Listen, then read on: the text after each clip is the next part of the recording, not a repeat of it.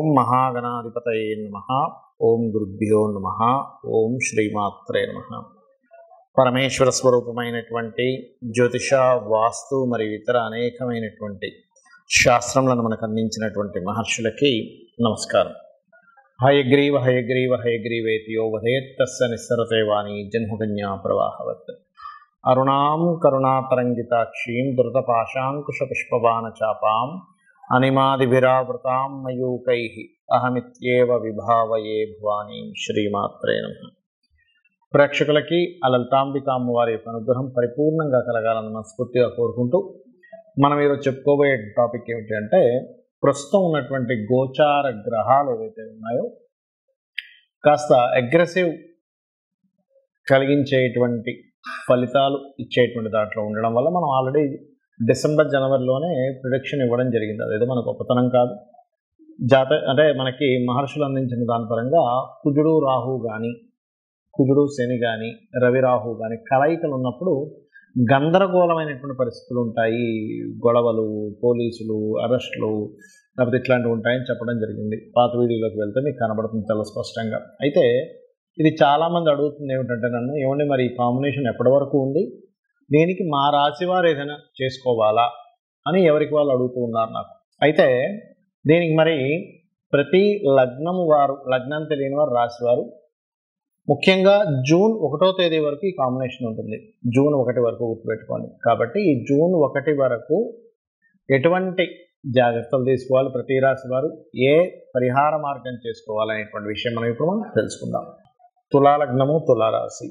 తులవారికి ఈ జూన్ 1 వరకు ఉన్నటువంటి ఈ కుజుడు యొక్క సంచారం ఎప్పుడైతే శనితోని, రాహుతోని ప్రయాణం చేస్తుందో, తులవారు ప్రధానంగా ఇక్కడ జాగ్రత్తలు తీసుకోవాల్సినటువంటిది ఫ్రెండ్స్తో లేదా షేర్ మార్కెటింగ్ రిలేటెడ్ సంబంధించినటువంటి అంశాల్లో అనవసరమైనటువంటి ఘర్షణ వాతావరణానికి సంబంధించిన విషయాలు. ఎందుకంటే క్రోధినామ సంవత్సరం అంటేనే క్రోధము, గొడవలు అవుతుంటాయి. అది ముఖ్యంగా జనవరి, ఫిబ్రవరి నుంచే దాని ప్రభావం జరుగుతుందని మనం లాస్ట్ డిసెంబర్లోనే చెప్పాం.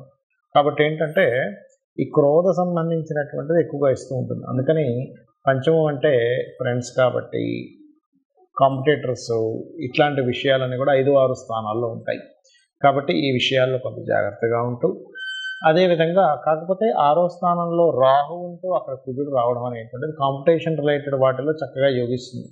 శత్రువుపై జయం కూడా ఇస్తాడు ఇక్కడ కుజరాహు కలయిక ఉన్నప్పుడు. 6వ స్థానంలో దాదాపుగా ఏప్రిల్ 15వ తేదీ నుంచి జూన్ 1 వరకు ఉన్నటువంటి కాంబినేషన్ శత్రువుపై జయాన్ని, సక్సెస్ రేటుని ఒక స్పోర్ట్స్ రంగాల్లో ఉండేటువంటి వారికి చాలా బాగా, అంటే ఒక మంచి బలాన్ని ఇస్తాడు ఇక్కడ. కాకపోతే ప్రతి దానికి కూడా ఒక యోగం కలిగించేటప్పుడు అందులో ఎంతో కొంత అక్కడ అగ్రెసివ్ ప్లానెట్స్ దాని స్ట్రెస్ కూడా ఇస్తూ ఉంటుంది. కాబట్టి ఏమిటి, ఈ 6వ స్థానంలో కలయికున్నప్పుడు మీరు ఎవరికైనా ధనాన్ని, ఎందుకంటే ఇక్కడ ధనాధిపతి అవుతున్నాడు, ధనాధిపతి సప్తమాధిపతి, అంటే మీరు ఎవరికైనా సరే ధనము అప్పు రూపంలో ఇచ్చేటువంటి విషయాల్లోని, మరియు సప్తమాధిపతి 6వ స్థానంలో ఉంటున్నాడు కాబట్టి జీవిత భాగస్వామితోని మరి పార్ట్నర్స్తో మీరు డీల్ చేసేటువంటి విషయాల్లోని కొద్దిగా జాగ్రత్త వహించి తీరాలి అనేటువంటి చూపిస్తుంది.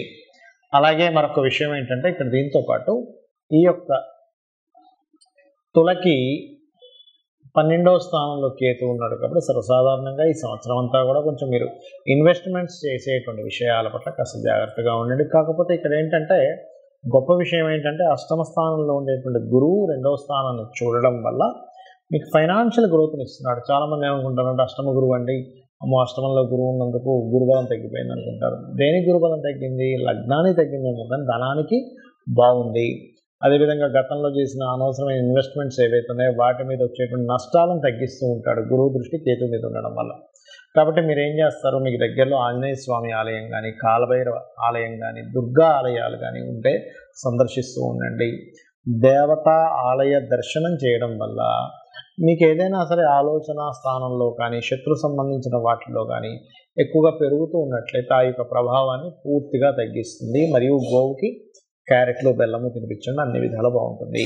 చాలామంది నన్ను అడుగుతున్న విషయం ఏంటంటే, ఉగాది రోజు ఏం చేసుకోవాలి అని అడుగుతున్నారు చాలామంది. అంటే ఏ దేవత ఆరాధన చేసుకోవాలి, ఎలా ఉండాలి, అసలు ఉగాదికి ఏమిటి అని ఒకటే గుర్తుపెట్టుకోండి.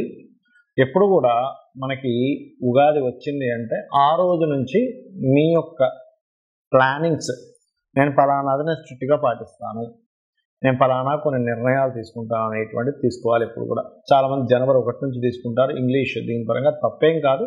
బట్ ఇక్కడ మనకి ప్రకృతి పరంగా అనేకమైన మార్పులు ఉగాది అంటే. జనవరిలో ఎటువంటి మార్పు ఉండదు. కాకపోతే ఏంటంటే అలవాటు పడిపోయాం మనం, జనవరి నుంచి డిసెంబర్ ఇయర్ ఎలా ఉంటుంది అనేటువంటిది. రైట్.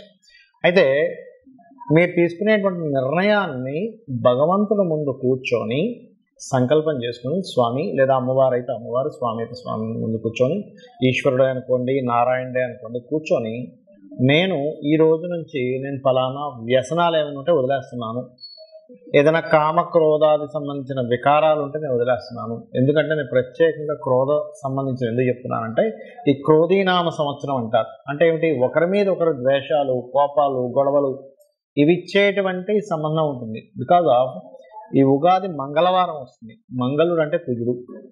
కుజుడు సహజంగానే ఉగాది వచ్చే సమయానికి పాపగ్రహాలతో కలిసి ఉంటున్నాడు. కాబట్టి ఒకరి మీద ఒకరికి కోపాలు, ద్వేషాలు, గొడవలు ఇవి ఎక్కువగా ఉండే సంవత్సరం అంటారు. అందుకని వీలున్నంత మట్టుకు ఈ సంవత్సరం అంతా కూడా చండీ హోమం చేసుకోవడం కానీ, లేకపోతే మీరు శివ అభిషేకం చేసుకోవడం కానీ, ఏమంటే నువ్వు ఫలానా దగ్గర చేస్తున్నారు వెళ్ళాలంటే వెళ్ళండి, లేదు అలా కాదు ఇంట్లో కూర్చొని నాకు చేసుకునే అవుతుంది, చక్కగా ఇంట్లో కూర్చొని చేసుకోండి. అభిషేకం కానివ్వండి, హోమం కానివ్వండి, ఏదైనా కానివ్వండి. మరి అది చేసుకోలేని స్థితిలో ఉన్నానండి, నాకు ఎలాగా, నాకు అన్ని డబ్బులు నేను కట్టలేను, చాలా కాస్ట్కి సంబంధించినవి, ఏమీ టెన్షన్ పడద్దు. చక్కగా ధ్యానంలో కూర్చొని మీరు హోమం చేస్తున్నట్టుగా ధ్యానంలో ఉండండి. ఆటోమేటిక్గా హోమం చేసిన ఫలితం అంటే మీరు స్థితి కట్టలేని స్థితిలో ఉన్నవారు, ఆల్రెడీ ధనం ఉంది, 3,000 లక్షలు సంపాదిస్తున్నాను, నేను అలా కూర్చుంటానంటే కాదు. ఎందుకంటే మీ వల్ల నలుగురికి ఉపయోగం ఉండాలి కాబట్టి ఆ రకంగా ఒకటి చేసుకోండి. అలాగే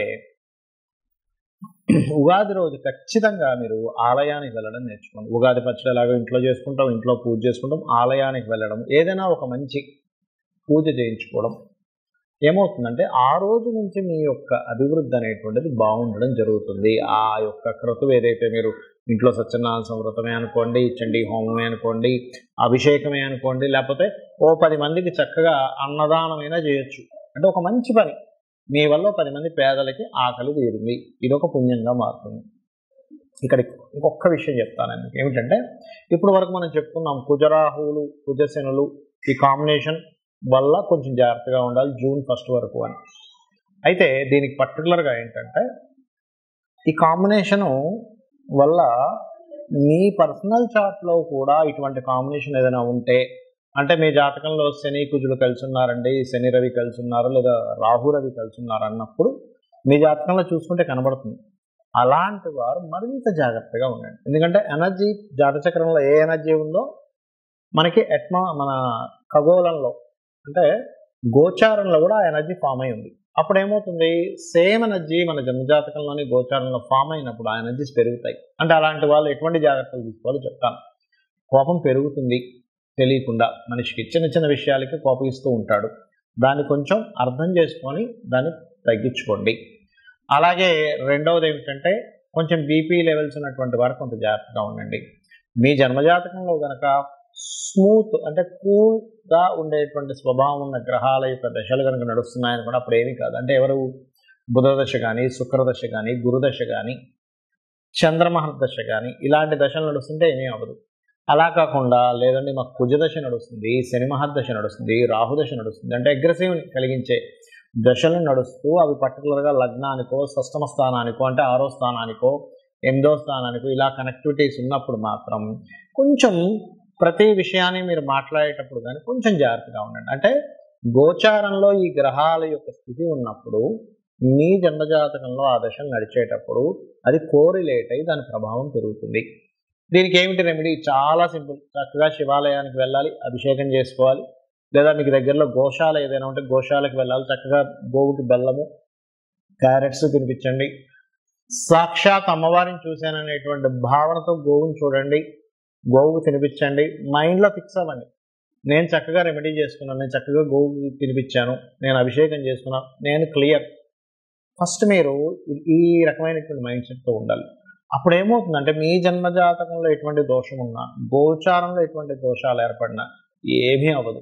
ఫస్ట్ మీరు నేను అమ్మవారి పాదాలు పట్టుకున్నాను, అమ్మవారు నాతో ఉంది, నాకు ఏమీ కాదనేటువంటి భావన మీలో రావాలి. అలా చేసుకుంటూ మీరు ఈ సంవత్సరం అంతా కూడా బాగుండాలని మనస్ఫూర్తి కోరుకుంటూ శ్రీమాత్రే నమః.